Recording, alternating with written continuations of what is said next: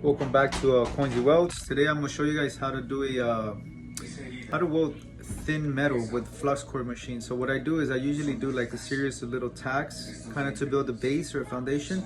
Then I go right over it with like making a little S's, kind of like C technique. And I'm gonna show you guys today, okay?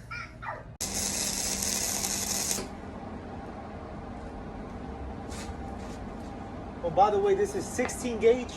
This is a 0.0359 mm wire flux core, gasless. I leave about ½ inch stick out